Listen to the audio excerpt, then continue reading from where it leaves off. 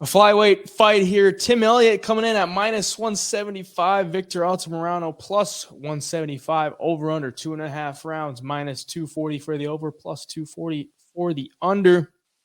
Tim Elliott coming in here. This is going to be his redemption fight.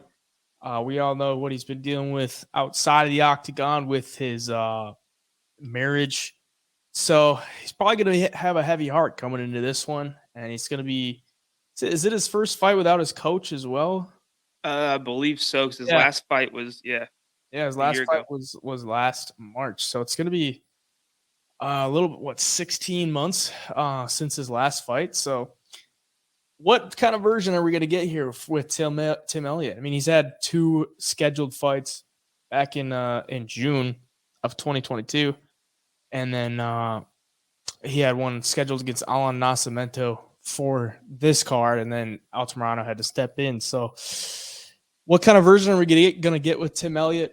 You're going to get an awkward fighter. That's who he is. And I think in this spot, he's super seasoned within the sport. He's going to have a lot of experience coming in here against Victor Altamirano, who I think is a solid flyweight. He doesn't do anything like insanely well.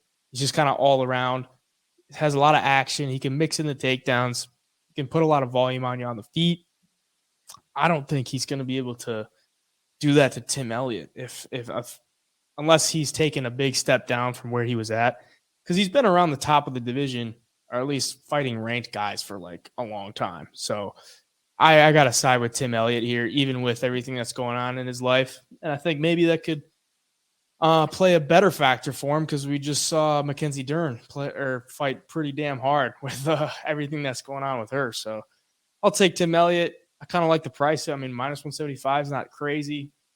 Victor Altamirano, he's in close fights. He's always in close fights, and it's not against, the top of the cream of the crop. Like, he lost a split decision to Carlos Hernandez, and his last time out against Vinicius Salvador, it was a unanimous decision, but it was a 29-28. And then his contender series was a split decision win. So, yeah, I think Tim Elliott gets it done. What do you think? Yeah, I came out publicly and I said that this fight for Tim Elliott could be, that extra fire he needs. He could go in and just look like, the next level Tim Elliott that, a mythical fighter, as you could say.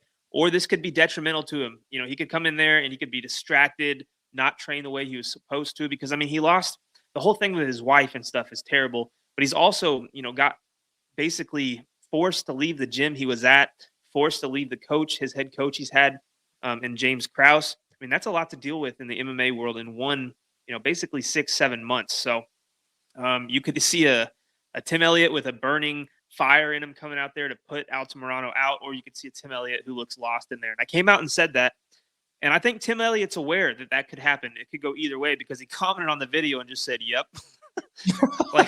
So I think he's aware, and I'm glad he's aware, because he knows, if things start going wrong, maybe he needs to focus, switch it up, do something. But you watch these two guys side by side fight.